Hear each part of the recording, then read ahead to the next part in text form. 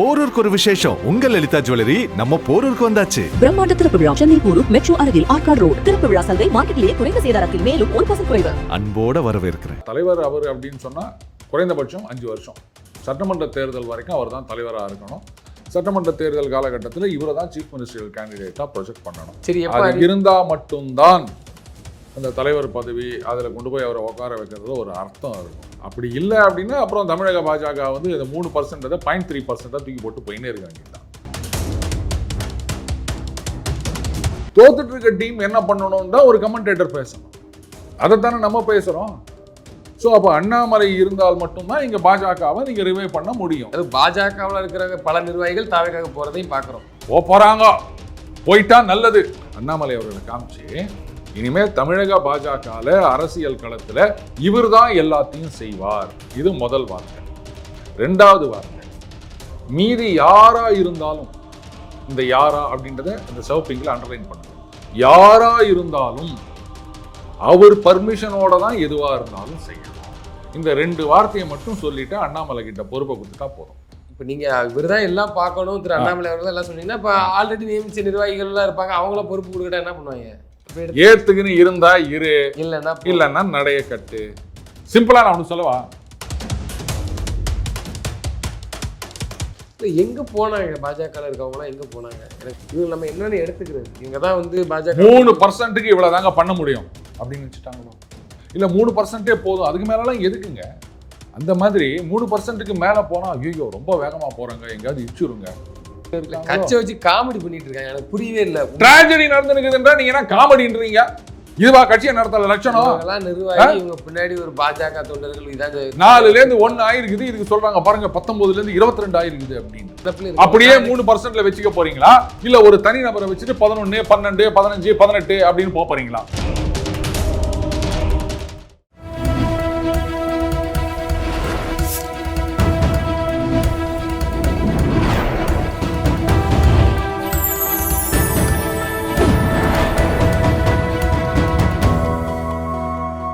Channel 5 தமிழர்களுக்கு வணக்கம். இன்றைய நேர்காணல் நம்மோடு பேச இருப்பது டெய்லி பஞ்ச் அருண் அவர்கள். சார் வணக்கம். சார் வணக்கம். ரூபன். திரு அண்ணாமலை அவர்கள் தான் மீண்டும் வருவார், அவர் தான் வரப்போறார் அப்படிங்கிறதெல்லாம் பார்த்துருப்போம், பேசியிருப்போம். ஆனால் இப்போ வரைக்கும் எந்த முடிவும் பாஜகவில் எடுத்த மாதிரி தெரியல. நீங்கள் கூட பல பேட்டிகளில் பேசியிருக்கிறீங்க. அவர் தான் இருக்கணும், அவர் தான் எல்லாம் பண்ணணும், இவங்கெல்லாம் அவங்களுக்கு ஒத்துழைக்கணும், தலைவராக தான் இருந்து பண்ணணும் தேவையில்லை, பட் எல்லா பொறுப்பையும் அவர்கிட்ட கொடுங்க அப்படிலாம் சொல்கிறீங்க. அதாவது இன்னொரு இல்லை நான் எதுக்காக சொன்னேன்றதையும் சொல்லிடுறேன். நீங்கள் பாட்டி நீங்கள் தலைவர் பதவின்னு சொல்லிட்டு வழக்கம் போல 3 வருஷம் பார்லிமெண்ட் எலெக்ஷன் வரும்போது 3 வருஷம் முடிச்சிச்சிங்க, வெளில போங்க, இன்னொரு வருவாருன்னு சொன்னால் வேலைக்கு ஆகாது. சரி, அதுக்காண்டி சொல்லியிருக்கீங்க. அதே நேரத்தில் இன்னொரு பக்கம் வந்து திரு அண்ணாமலை அவர்கள் வந்து தனி கட்சி தான் ஆரம்பிக்கணும், தனி கட்சி தான் ஆரம்பிக்க போகிறாரு அப்படிலாம் கிடையாது அப்படிங்கிறது பேசிகிட்டு இருக்கிறாங்க. பரவாயில்ல, பேசப்படுது. இப்போ வரைக்கும் ஒருவேளை அப்படி இவ்வளோ நாள் நம்ம பேசியது வந்து பொய்யா, இல்லை அப்படி எதுவும் கிடையாதா? பாஜக கரெக்டாக 9 தான்ப்பா, கரெக்டாக தான் போயிட்டுருக்கு, நீங்களா ஏன் வந்து தேவையில்லாத கிரியேட் பண்ணுறீங்க அப்படின்லாம் வந்து ஒரு சில பேர் கேட்குறாங்க. அண்ணாமலை தனி கட்சி அப்படின்றது வந்து நான் நம்பலை. அதெல்லாம் வந்து யாரையாவது சொல்லிட்டு போகலாம், அது அப்படியே இருந்துட்டு போட்டோம். பட் நான் சொல்கிறது இதுதான், தலைவர் அவர் அப்படின்னு சொன்னால் குறைந்தபட்சம் 5 வருஷம் சட்டமன்ற தேர்தல் வரைக்கும் அவர் தான் தலைவராக இருக்கணும். சட்டமன்ற தேர்தல் காலகட்டத்தில் இவரை தான் சீஃப் மினிஸ்டர் கேண்டிடேட்டாக ப்ரொஜெக்ட் பண்ணணும். சரி, அது இருந்தால் மட்டும்தான் அந்த தலைவர் பதவி அதில் கொண்டு போய் அவரை உட்கார வைக்கிறதுல ஒரு அர்த்தம் இருக்கும். அதுக்கு பேச்சுவார்த்தை தான் இவ்வளோ நாள் டிலேயா? பேச்சுவார்த்தைனால எனக்கு என்னங்க, இப்போ தானேங்க கவர்மெண்ட் ஃபார்ம் பண்ணியிருக்காங்க. பார்லிமெண்ட் எலெக்ஷனுக்கு இன்னும் 3 வருஷம் இருக்குது. டைம் எடுத்துக்கிட்டோமே. அவர் இப்போ தான் வந்திருக்காரு, தேர்தல் நேரத்தில் கடுமையாக பிரச்சாரம் பண்ணார். இப்போ கொஞ்ச நாள் ஃபேமிலியோடு இருக்கட்டோமே, அப்புறமா வரோம். என்ன அவசரம் இப்போ? என்ன இன்றைக்கே வந்து நாளைக்கே வந்து எலெக்ஷனை ஃபேஸ் பண்ண போகிறாங்களா? அப்போ அவருக்காண்டி வெயிட்டிங். அப்படித்தான். அப்படி இல்லை அப்படின்னா அப்புறம் தமிழக பாஜக வந்து இந்த 3% 0.3% தூக்கி போட்டு போயினே இருக்க வேண்டியதுதான். பல பேருக்கு பொறுத்துக்க முடியலையே. நீங்கள் ஏங்க பேசுகிறீங்க? நீங்கள் எதுக்கு பேசுறீங்க? நீங்களா கிரியேட் பண்ணி விட்றீங்க. உங்களுக்கு என்ன தேவையில்லாத அவர் பாட்டில் அவர் இருக்கட்டும், அவர் வேலை. பாஜக வழக்கம் போல் செயல்பட்டு இருக்கு. நீங்கள் வழக்கம் போல் அந்த 3% 2.25% தானே செயல்பட்டு இருக்கு. அதுதானே இப்போ கேள்வி. இப்போ ஒரு கமெண்டேட்டரோட வேலை என்னப்பா, சிஎஸ்கே அடி வாங்கினே இருக்குது, அப்போ என்ன பண்ணணும்? அவரை இறக்கலாம், இவரை இறக்கலாம், இதைத்தான் பேசிட்டு இருப்பாங்க. அதை விட்டுட்டு நீங்கள் இதை பேசுறீங்க அப்படின்னா ஜெயிக்கிற கட்சியை பற்றி, ஜெயிக்கிற டீமை பற்றி பேசி அவசியம் இல்லை. அவங்க ஜெயிச்சுன்னுக்கிறாங்க. தோத்துட்டு இருக்க டீம் என்ன பண்ணணும்னு தான் ஒரு கமெண்டேட்டர் பேசணும். அதைத்தானே நம்ம பேசுகிறோம். ஸோ அப்போ அண்ணாமலை இருந்தால் மட்டும்தான் இங்கே பாஜகவை நீங்கள் ரிவைவ் பண்ண முடியும். ஏன்னா அதிமுகலேருந்து பார்த்தீங்கன்னா நீங்கள் இந்த எம்எல்ஏக்கள் போகிறத பற்றி பார்த்துட்டு இருக்கீங்க ரூபன். நான் ஏற்கனவே சொல்லியிருக்கேன், ஜெயலலிதா அவர்கள் மறைவுக்கு பிறகு பெரிய அளவில் கண்ணுக்கு தெரியாமல் கீழ்மட்ட நிர்வாகிகள்லாம் வந்து அதிமுகலேருந்து திமுக போனதுக்கு நடந்திருக்கு அப்படின்னு நான் நிறைய தடவை சொல்லியிருக்கேன். ஞாபகம் இருக்கா? இன்றைக்கு நான் பார்த்தது எங்கள் பகுதியில் வந்து அவர் அதிமுக அந்த பஞ்சாயத்து தலைவராக இருந்தார். கடந்த பஞ்சாயத்து தேர்தலில் அதிமுகவை சேர்ந்த இன்னொருத்தர் தலைவராக வந்துட்டார். இவர் தலைவராக இல்லை. இப்போ இவர் வந்து எக்ஸ் அப்படின்னு தான் போட்டுக்கிறார் தலைவர் அப்படின்னு. கடந்த தேர்தல் வரைக்கும் கூட அந்த பகுதியில் இருக்க அதிமுக காரங்களை கூப்பிட்டு ஓட்டு கூட்டு போகிறது, அப்பப்போ மீட்டிங் போகிறது, இதெல்லாம் பண்ணிட்டு இருந்தாருங்க.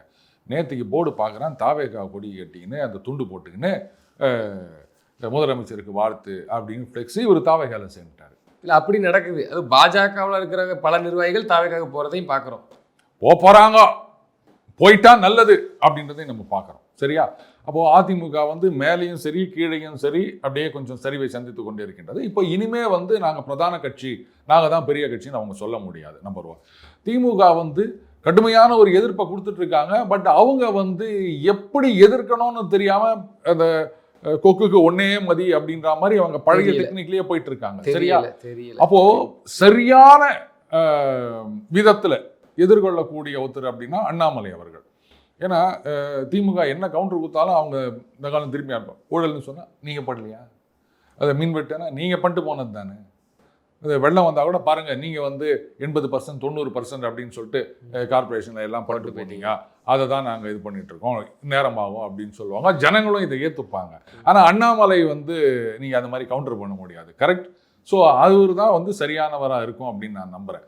அதனால தான் 5 வருஷம் சீஃப் மினிஸ்டர் கேண்டிடேட் அப்படின்னு சொல்லுவாங்க. இல்லை, கட்சியை மட்டும் அவர் பண்ணிட்டு போட்டோம், தலைவர் பதவியே வேணாம். இதுதான் நான் சொல்கிறது. அப்படி கொடுக்குமா பாஜக தலைமை? கொடுத்து தான் ஆகணுமா? கொடுத்து தான் ஆகணும். ஆனால் ஒன்று நீங்கள் தலைவர் பதவி கொடுக்க வேணாம், 2 வார்த்தை மட்டும் சொன்னால் போதும். 2 வார்த்தை, இவர் தான் எல்லாத்தையும் செய்வார். என்னது? அண்ணாமலை அவர்களை காமிச்சு இனிமேல் தமிழக பாஜகவில் அரசியல் களத்தில் இவர் தான் எல்லாத்தையும் செய்வார். இது முதல் வார்த்தை. 2வது வார்த்தை, மீதி யாரா இருந்தாலும், இந்த யாரா அப்படின்றத இந்த சவுப்பிங்கில் அண்டர்லைன் பண்ணுங்க, யாரா இருந்தாலும் அவர் பர்மிஷனோட தான் எதுவாக இருந்தாலும் செய்யணும். இந்த 2 வார்த்தையை மட்டும் சொல்லிட்டு அண்ணாமலை கிட்ட பொறுப்பை கொடுத்துட்டா போதும். இல்லை, அதான் அதுக்கு தலைவராக போயிட்டாலே அவர் சொல்லி தானே கேட்டாலும். அதுதான் நான் சொல்கிறேன். நீங்கள் இந்த 3 வருஷம் 5 வருஷம் அப்படின்லாம் சொல்லிட்டு இருப்பீங்க. வானா, எல்லாத்தையும் இந்த 2 வார்த்தையை சொல்றதுல உங்களுக்கு ஏதாவது பிரச்சனை இருக்கா சொல்லுங்க. அவங்களுக்கு பிரச்சனையா இருக்குங்க போய் தான் சொல்லாமல் இருக்கிறாங்க.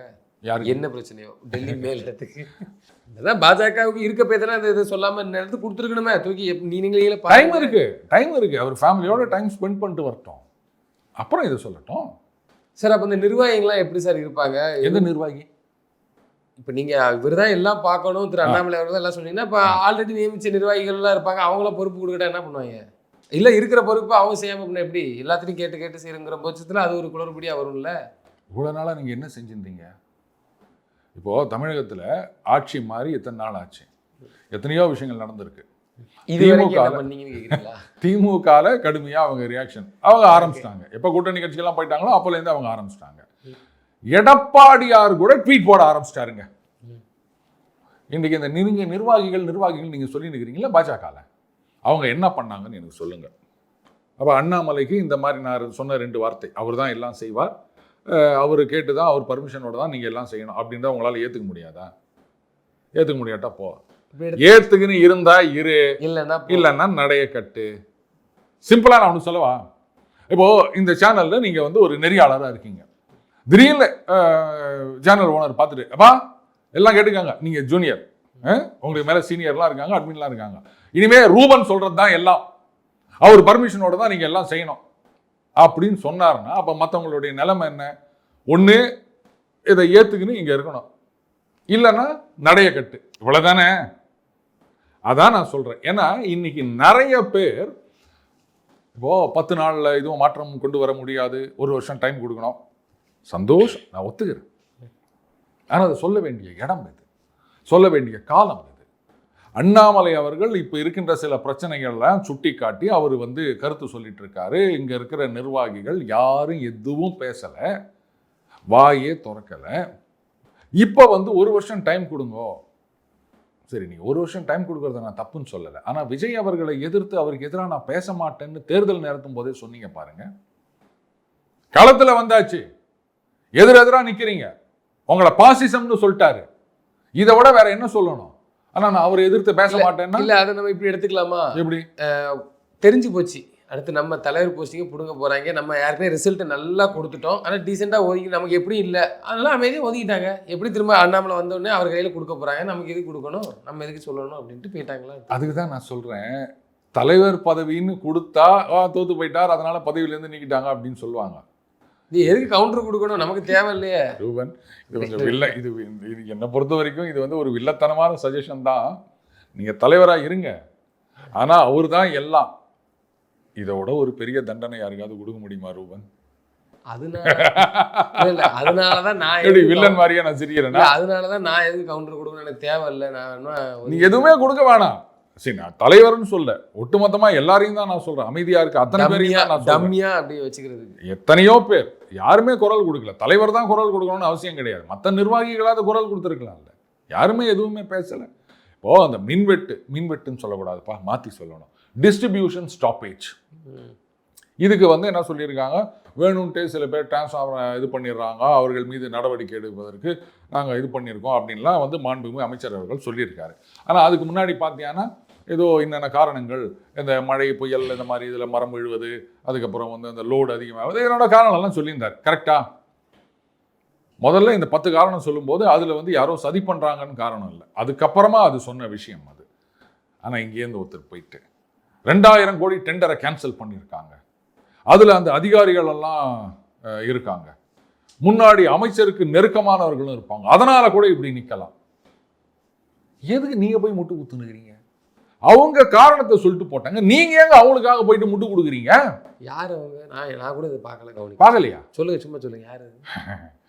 அந்த கவர்னரா இருந்து, அப்புறம் எம்பி எலெக்ஷன்ல இருந்து, எம்எல்ஏ எலெக்ஷன்ல இருந்து, பஞ்சாயத்து போர்டுக்கு போட்டி போட முன்னாள் தலைவர், தாமரை மலர்ந்தே தீரும்னு சொன்னாங்கல்ல அவங்க. உங்களுக்கு எதுக்குங்க உங்களை கேட்டாங்களா? அந்த மந்திரி அவங்க சொல்லிட்டு போறாங்க என்ன பிரச்சனைன்றதுக்கு காரணத்தை. நீங்க ஏன் இதுல முந்திரி கொட்டை மாதிரி போய் நின்றுன்னு இதுல அந்த மாதிரி இருக்கலாம் இந்த மாதிரி இருக்கலாம், நீங்க ஏன் முட்டு கொடுத்துனுக்கிறீங்கன்னு கேட்குறேன் நான். ஆளுங்கட்சியோட சுமூகமா போனாதான் அவங்க. எதுக்குங்க நீங்க போனோம்? உங்களுக்கு எதுக்காக நீங்க ஆளுங்கட்சியோட சுமூகமா போனோம்னு அவசியம்? நீங்க தான் பாசிசமாச்சே, அவங்க தான் கிட்டவே சேர்க்க மாட்டேங்கிறாங்களே. தலைமைக்குலாம் தெரியல, பாஜக நிர்வாகிகள் எல்லாரும் பார்த்துட்டாங்க, தூக்க வேண்டியதானே பதவியை விட்டு. இல்லட்டா நீங்க அதுதான் சொன்னேன், இவங்களை தூக்கெல்லாம் வேணாம், அவர் தான் எல்லாத்தையும் செய்வார், அவர் பர்மிஷனோட தான் எல்லாத்தையும் செய்யணும். இதுக்கு தான் இருங்க, அது நம்ம சொல்ல வேண்டாம், அவங்களாம் புரிஞ்சுக்கணும். இப்ப புரியுதுங்களா? பயங்கரமான வில்லன்பா, நான் பேசாம நான் வில்லனா நடிக்கலாம் போல. யாராவது இருந்தா கூப்பிடுங்கப்பா, இந்த மாதிரி ஒரு வில்லன் யாருமே கிடைக்காது. நிச்சயமா சார். அதே நேரத்தில் வந்து புது கட்சி தாவேக்காவுக்கு வந்து பல கட்சிகள் அதிமுக கலந்து போகிறாங்க, அந்த கொடியெல்லாம் மாற்றுறாங்க, பிஜேபியில் இருந்துக்கிட்டு இப்போ எனக்கு இது வேணாம் அப்படின்னு சொல்லிட்டுலாம் போகிறாங்க. இது வந்து திரு அண்ணாமலை வருகைக்கு அப்புறம் மாற்றமாக இருக்குமா, இல்லை இது நீடிக்குமா? ஒரு லீடர் அதிமுகலேருந்து போகிறது அப்படின்றதெல்லாம் வந்து தடுக்க முடியாது. பட் பாஜகலேருந்து அதுதான் சொல்லுவாங்க, பாஜகவில் வந்து இல்லைங்க சித்தாந்த ரீதியாக வந்து சேரவங்களா நீங்கள் பாட்டுக்கு எல்லாரையும் சேர்த்துக்கினா சரி வராது அப்படின்னு. அது ஒரு விதத்தில் நம்ம ஏற்றுக்க வேண்டிய சூழல் தான் இன்னைக்கு பார்க்குறோம். திடீர்னு போயிட்டு இங்கே வந்து கட்சியுடைய நிலைப்பாடு என்ன அப்படின்றத பற்றிலாம் புரிஞ்சிக்காமல் நான் வந்து வைஸ் பிரசிடென்ட் இந்த டெலிவிஷன் ப்ரொடியூசர் அதில் தலைவராக இருக்கேன், அந்த சம்மந்தமாக நான் போய் சந்தித்தேன். ஏன் தலைவர் சந்திக்கல, வைஸ் பிரசிடென்ட் போய் எதுக்கு சந்திக்கிறாரு? ஏன்னா நீங்கள் வந்து தேர்தலும் போதே அவர் எதிர்த்து பேச மாட்டேன்னு சொன்னீங்க, அதனால தான் எங்களுக்கு இந்த கேள்வி வருது. இல்லை எங்கே போனாங்க பாஜகவில் இருக்கவங்களாம், எங்கே போனாங்க எனக்கு புரியவே இல்லை. நீங்கள் சொன்ன மாதிரி சனாதனத்தை பேசும்போது பேசலை, எதிர்த்து இப்போ குரல் கொடுக்குற நேரத்தில் குரல் கொடுக்கல, எல்லாம் சைலண்ட் மோடில் இருக்கிறாங்க. இவங்க நம்ம என்னென்னு எடுத்துக்கிறது? இவங்க தான் வந்து பாஜக 3% இவ்வளோ தாங்க பண்ண முடியும் அப்படின்னு நினச்சிட்டாங்களோ? இல்லை 3% போதும், அதுக்கு மேலெல்லாம் எதுக்குங்க? அதாவது உங்களுக்கு தெரியுமா ரூபன், நம்ம ஊருங்கள்லாம் வந்து உங்கள் வீட்டில் மாடு இருக்கும், எங்கள் வீட்டில் அப்போ மாடு இல்லை, பால் கொடுக்கும்போது பால் வாங்குறதே வந்து 2 அழகு பால் வாங்குவாங்க, அதுவே தண்ணி பால், அதில் தண்ணி ஊற்றுவாங்க. கேட்டால் இல்லை திக்கா குச்சா வயிற்றுல கட்டி வரும் அப்படின்வாங்க எங்கள் அம்மா. அந்த மாதிரி 3%க்கு மேலே போனால் ஐயோ ரொம்ப வேகமாக போகிறாங்க, எங்கேயாவது இச்சுருங்க அப்படின்னு பாலிசியில் இருக்காங்க. கட்சை வச்சு காமெடி பண்ணிட்டு இருக்காங்க, எனக்கு புரியவே இல்லை. ட்ராஜடி நடந்துருக்குதுன்றா நீங்கள் என்ன காமெடின்றீங்க? இதுவா கட்சியை நடத்தல லட்சணம்? இவங்கெல்லாம் நிர்வாகி, இவங்க பின்னாடி ஒரு பாஜக தொண்டர்கள். இதான் 4லேருந்து 1 ஆயிருக்குது. இதுக்கு சொல்றாங்க பாருங்க 19லேருந்து 22 ஆயிருக்குது அப்படின்னு. ஜனங்க கிட்ட போய் சொன்னா இதெல்லாம் எடுபடுமா? உண்மையிலே இவங்களுக்கு கொஞ்சம் கூட இது இல்லையா? எவ்வளவு உண்மையிலே இவங்கெல்லாம் வந்து கௌரவமா சார் இது பாருங்க, தோல்வி அப்படின்னு வந்தாச்சுன்னா அதை ஹானஸ்டா ஏத்துக்கணும். ஆமாங்க நாங்க தோத்து போயிட்டாங்க அப்படின்னு. வாஜ்பாய் அவர்கள் காலத்துல அப்பெல்லாம் வந்து தோல்வி அடையலையா, அதை வந்து கிரேஷியஸா ஏத்துக்கலையா? இவங்க கொடுத்த முட்டை பார்த்தீங்களா பத்திரிகையில சந்திப்பு போட்டு பார்த்தேன். அதுதான் நான் சொல்றேன். பாருங்க, எப்பவுமே தோத்த பிறகு கொடுக்குற முதல் பிரஸ் கான்ஃபரன்ஸ்ல அவங்க தோல்விகளுக்கான காரணங்களை நாங்கள் ஆராய்ந்து கொண்டிருக்கோம். சரி செய்வோம்னு சொல்லணும். இல்லை, ஆராய்ந்து கொண்டிருக்கின்றோம். அதுக்கு நாங்கள் ஒரு கமிட்டி போட்டுக்கிறோம். அதில் கமிட்டி எடுப்பில் பண்ணுவோம். எதையோ ஒன்று சொல்றோம். காங்கிரஸில் அப்படி தானே பண்ணிக்கிறாங்க. நீங்கள் ஏதோ 11 குழு போட்டுக்கிறீங்களா? சரி, குழுவோட முடிவு வரட்டுமே. அதுக்கு முன்னாடியே ஏன் நீங்கள் வந்து இதெல்லாம் இது பண்ணிட்டு இருக்கீங்க? சிம்பிளா இதுதான் டிப்ளமேட்டிக்காக பேசுறது அப்படின்றது. இவங்கெல்லாம் எங்க பிடிச்சி தமிழ்நாட்டை நான் ஆள போறேன். சரி, இவங்களுடைய இன்டென்ஷன் தப்புன்னு நான் சொல்லலை. தெரியல சார், தெரியிட்ட அமைதி இருக்க வேண்டியது. ஆனா டிஃபென்சிவா ப்ளே பண்ணிடுறாங்க. சார் நான் கேட்குறேன், பாஜகவில் வந்து ஒரு பயப்படுறாங்களோ, ஒரு குறிப்பிட்ட ஒருத்தர் மட்டும் வந்து கட்சி பேரும் கட்சி இதாகாது, அதனால நாங்கள் கொடுக்கமோ நாங்கள் இப்படியே வச்சுக்கிறோம் அந்த நினைப்புல இருக்கு. அப்படியே 3% வச்சுக்க போறீங்களா? இல்ல ஒரு தனி நபரை வச்சுட்டு 11, 12, 15, 18 அப்படின்னு போறீங்களா? இல்ல அதை ஏத்துக்க இவங்களுக்கே மனசு வர மாட்டேங்குது. ஒண்ணு நீங்க பிளே பண்ணுங்க, ஆடுங்க, உங்க பின்னாடி நாங்க வரோம். இல்லட்டா ஆடுறதா ரன் வர மாட்டேது. அப்புறம் பின்னாடி போக வேண்டியதுதானே.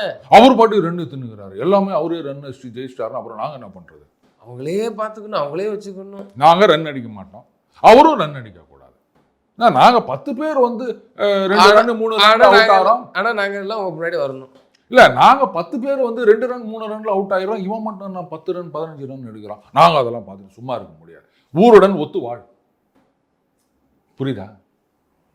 வேளவும் கட்சி. திரு எடப்பாடி பழனிசாமி அவர்கள் வந்து ஒரு ஸ்டாண்டில் வந்து இருக்கிறார். இப்போ வரைக்கும் அவர் வெளிப்படையாக அறிவிக்கல, பாஜகவுடன் கூட்டணி நாங்கள் இல்லைங்கிறத அவர் அறிவிக்கல. அதில் வந்து போன சிவி சண்முகம் வந்து அறிவிச்சிருந்தார். ஒருவேளை வந்து பாஜக வந்து அதிமுகவை எந்த சூழலையும் வந்து நாங்கள் வந்து எங்களோட கூட்டணி இல்லை அப்படின்னு நாங்களாம் சொல்லலை. இப்போ வரைக்கும் பாஜக சொல்லலை. நாளைக்கு ஒருவேளை இப்போ பை எலெக்ஷன் கூட வரலாம். அதில் கூட்டணி உடன்பாடு எந்த மாதிரி இருக்கும்? பாஜக அதிமுக விட்டு அதிமுக பொறுத்த வரைக்கும் பாஜக கூட்டணியிலிருந்து அவங்க வெளில போனாங்க அப்படின்னா முடிஞ்சது கதை. அவங்க ஊரில் சொல்கிற மாதிரி சோலி முடிஞ்சதுன்னு சொல்லுவாங்கல்ல, அது மாதிரி அந்த கட்சி முடிஞ்சதுன்னு தான் நான் சொல்லுவேன். ஆனால் அவங்க தரப்பு என்ன சொல்கிறாங்க, உங்கள் கூட வந்ததால தான் நாங்கள் கட்டரும்பா. நீங்கள் சொல்லிட்டு இருங்க 24 எப்படி சித்தரும்புலேருந்து வந்து டைனோசர் ஆகிட்டீங்களா? அவங்கள விட்டு போன உடனே இப்போ தான் மறுபடியும் கட்டரும்பு ஆகிட்டீங்களா? இல்லை, அடுத்து அவங்க போனாங்க நம்ம போய் கூப்பிட மாட்டோமே. என்னது? இல்லை, அடுத்து அதிமுக நீங்கள் வேண்டாம் நாங்கள் தனியாக நிற்கணும் போனால் பாஜக போய் கூப்பிட மாட்டாங்களே. பாஜக எதுக்கு கூப்பிடுறாங்க? கூப்பிட்றதுக்கு ஏதாவது இருந்தால் தானே. அதிமுக அங்கே தனியாக போச்சு அப்படின்னு வச்சுக்கோங்களேன், முடிஞ்சது. நான் தான் சொல்லிட்டேன்ல, சோலி முடிஞ்சது அப்படின்ட்டான்ல, அதோட கட்சி காணாமல் போயிடும். ஆனால் அண்ணாமலை கூப்பிட மாட்டார், அது வேற விஷயம். அண்ணாமலை கூப்பிட மாட்டார். போனீங்கன்னா தாராளமாக போங்க, நல்லது அப்படின்வாரு. பட் என்னை பொறுத்த வரைக்கும் பாஜக அதிமுக கூட்டணி தொடர வேண்டும். இந்த கட்சியை உருப்படக்கூடாது, மேலே வளரக்கூடாது, அது பிடிக்காதவங்க அதிமுக பின்னாடியே போய் தொங்கிட்டு இருப்பாங்களா? அதனால கேட்டேன். பின்னாடி தொங்கணும்னு சொல்லுங்க. முதல்ல அந்த சேஞ்ச் ரியாலிட்டியை புரிஞ்சுக்கணும். இனிமே அதிமுக நாங்க தான் பிரதான கட்சி, நாங்க தான் எல்லா முடிவு எடுப்போம் சொல்ற இடத்துல அவங்க இல்ல. பாஜக தான் டாமினன்ட் பார்ட்னர். போனா போது உங்களுக்காக வந்து ஈக்குவல் பார்ட்னர்னு பாதி பிரிச்சுக்கலாம் கொடுக்குறோம். இதை ஒத்துக்கினா இருங்க, இல்லைனாலும் நீங்க போங்க. ஆட்டோமேட்டிக்கா உங்களது வந்து திமுக, தவேக, பாஜக அப்படின்னு எல்லாம் போறாங்க. அவ்வளவுதான். ஸோ கட்சியை காப்பாற்றணும்னு நினச்சிங்கன்னா இந்த கூட்டணி தொடர வேண்டும், அவ்வளோதான் நான் சொல்கிறது. சார், இப்போ வந்து தனி கட்சி, அதாவது திமுகவில் ஒரு கெட்ட பேரோ நல்ல பேரோ இவ்வளோ நாளுக்கு அவங்க சம்பாதிச்சு வச்சது. ஆனால் என்ன சம்பாதிச்சு வச்சாங்க? இல்லை பொதுவாக மக்கள் மத்தியில் அப்போது இன்னைக்கு கனிமொழி அவர்கள் பேசியிருக்கிறாங்க, நம்மளால் தனிச்சு நின்றே ஜெயிக்க முடியும். இது பேசி ஒரு வாரம் இருக்கும். அதுக்கப்புறம் தான் வந்து விசிகாவுக்கு பதவி கொடுத்தாங்க, எல்லாமே அதிகார பங்கு கொடுத்தாங்க. நான் என்ன நினைக்கிறேன்னா, ஒருவேளை ஒரு கட்சி என்பது வந்து கூட்டணி எதிர்பார்க்காம தனிச்சே நிக்கலாம் அப்படி களம் கண்டா எப்படி சார் இருக்கும்? ஒருவேளை விசிகா சேர்த்துக்காம திமுக 230 திமுக, அதிமுக 230 அதிமுக, பாஜக. நான் ஒன்னு சொல்லிட்டேன் பாருங்க, எனக்கு மந்திரி பதவி தேவையில்லை போதுமா அப்படின்னு நான் சொன்னேன்னா, உனக்கு எவ்வளோ மந்திரி பதவி தூக்கி கொடுக்குற மாதிரி எல்லாம் காத்துன்னு இருக்கா மாதிரி இல்லை, நீ வானான்னு சொல்லினுக்கிற, சிரிப்பியா மாட்டியா நீ? சரி, அப்போ அது எந்த கட்சிக்கு பொருந்தும்? திமுக பொருந்துமா? அது மாதிரி தான். இல்லை இருங்க ரூபன், இப்போ கூட்டணி இல்லாமலே நீ போனா ஏங்க எல்லாம் பூட்டாங்க, இனிமேல் யாரும் உங்க கூட வரப்போறது கிடையாது சொல்லிக்கலாம். நான் யார் தெரியுமா, தைரியசாலி, ராத்திரி 12 மணிக்கு சுடுகாட்டுக்கு போவேன் அப்படின்னு. இல்லை சார், நான் இப்போ என்ன கேட்குறேன்னா, அவங்க சொல்கிறாங்க ஓகே, ஆனால் திரு அம்மையார் ஜெயலலிதா அவர்கள் இருக்கும்போது தனிச்சே நின்னாங்க. சட்டசபை தேர்தல் தனிச்சே ஏங்க சந்திச்சு திமுக கூட்டணி இல்லாம ஜெயிக்க முடியாதுன்னு உலகத்துக்கே தெரியுங்க. இன்னைக்கு வேற வழி இல்லாதனால சொல்லி நிக்கிறாங்க. இல்ல அது எந்த கட்சிக்கெல்லாம் இனி வர காலத்துல பாசிபிள். இப்போ தாவேக்கா தனிச்சே நின்று அவங்க 108 வரை வாங்கிட்டு போயிட்டாங்க. ஓகே, அவங்க திரு விஜய் அவர்கள் கரிஸ்மேட்டிக் லீடரா வந்துட்டாரு. இன்னைக்கு நாளைக்கு தேவையில்லை, அவங்க எவ்வளவு தேவையில்லை, விசில் சின்னத்துல நிக்கலாம். அப்படி ஒரு பிம்ப கிரியேட் ஆயிட்ட. இது திமுக, தாவேக்கா, அண்ணா திமுக, பிஜேபி இந்த 4க்கு பொருந்துமா? ஏன்னா விசிகா எடுத்துக்க முடியாது. பட் இந்த 4க்கு பொருந்தும் பட்சத்துல இவங்க இந்த இன்னைக்கு இருக்கிற சிச்சுவேஷன்ல கூட்டணி இல்லாம யாராலையும் ஜெயிக்க முடியாது ரூபன். அதனாலதான் நான் சொல்றேன் அதிமுக பாஜக கூட்டணி தொடர வேண்டும்னு நான் சொல்றதுக்கு இதுதான் காரணம். தாவேகாவை 2031 அதுக்கு முன்னாடி வரலன்ற பட்சத்தில் 31 தேர்தலில் நீங்கள் ஆட்சியை விட்டு தூக்கணும்னு சொன்னால் அது கூட்டணியால் தான் முடியும். இல்லை, நல்ல கேள்வி. நான் நல்லா தான் கேட்குறேன் சார். திரு எடப்பாடி பழனிசாமி அவர்கள் தலைமையை வந்து ஒரு சில பேர் ஏற்றுக்கிறாங்க, ஏற்றுக்கலாது. நான் தான் சொல்லிட்டேனே, அவங்க டாமினன்ட் பார்ட்னர் கிடையாது. பாஜக எதுக்கு நம்ம தூக்கி வச்சுட்டு சுமக்கணும்னு நான் கேட்குறேன்.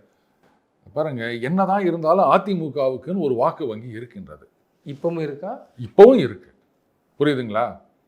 அது வந்து கொஞ்சம் கொஞ்சமாக சிதைந்து தாவேகா பக்கம் கொஞ்சம், திமுக பக்கம் கொஞ்சம் அப்படின்னு போகிறதுக்கு பதிலாக, ஏன்னா பாஜக பக்கம் அப்படி அவங்க ஒட்டி நின்றாங்கன்னா அந்த எரோஷனும் கொஞ்சம் தடுக்கப்படும், அந்த கட்சியும் காப்பாற்றப்படும். இவங்க 2 பேர் சேர்ந்த வாக்கு வங்கி அண்ணாமலை அவர்கள் தலைமையில் வராங்க அப்படின்னு சொல்லும்போது அவங்களால ஒரு டஃப் ஃபைட்டை கொடுத்து ஆட்சியை கைப்பற்றக்கூடிய அளவுக்கு போக முடியும். அதுக்கு தான் நான் சொல்கிறேன். இல்லை, அதை வந்து நம்ம இப்படி பார்க்கறதோட இப்படி பார்க்கலாமா? அதிமுக கொஞ்சம் கொஞ்சமாக தேஞ்சு ஒவ்வொரு பக்கமாக போய்கிட்டு இருக்கு. அதே அதிமுக தேயின்ற அதிமுக பாதி பேர் பாஜக பின்னாடி வராங்களே இன்னைக்கு. அதுதாங்க நான் சொல்கிறேன். அதை வந்து நீங்கள் ஒரேடியா அப்படி மற்ற கட்சிகளுக்கு போறதை தடுக்கிறதுக்குன்னு சொன்னேன், எரோஷனை தடுப்பதுன்னு சொன்னேன். ஏன்னா அட்லீஸ்ட் மத்தியிலேயாவது நமக்கு ஒரு ஆதரவு இருக்கின்றது, மத்திய ஆட்சி நமக்கு ஆதரவாக இருக்கின்றது அப்படின்ற ஒரு ஃபீலிங் இருக்குல்ல. இதை நீங்க சொல்றீங்க, நீங்க விரும்புறீங்க. ஆனா அவங்க எந்த மாதிரி சொன்னாங்க, இவங்க கூட சேர்ந்தால்தான் நாசமா போயிட்டோம் அப்படின்ட்டு. ஏங்க நீங்க அதெல்லாம் சொல்லிட்டு போங்க, அப்புறம் ஏன் மறுபடியும் வந்து சேர்றீங்க? சேர்ந்தாலும் நீங்க அப்படிதான் போறீங்க, சேராட்டாலும் அப்படிதான் போறீங்க. இல்லை அப்படிதான் போனோம்னு சொன்னா போங்க, தலைகீழா நான் தான் குதிப்பேன் அப்படின்னு சொன்னா அவங்களை யாரும் தடுக்க முடியாது. நிச்சயமா சார். அதுவும் இந்த பை எலெக்ஷனில் தெரிய வரும் யார் யார் இந்த மாதிரி வேலையை எப்படி எப்படி பார்க்குறான்ட்டு. மொத்தத்தில் மொத்த கெட்ட பேரையும் பாஜக சுமக்கிறதுக்கு தனிச்சே நின்று தனிச்சே திரு அண்ணாமலை எடுத்த முடிவு எப்படி போகலாமுன்னா இன்றைக்கி மக்களுடைய மனநிலையாக தெரிய வருது என்பதுதான் உண்மை. தொடர்ந்து தங்களது கருத்துக்களை பண்ணமைக்கு நன்றி. நன்றி ரூபன்.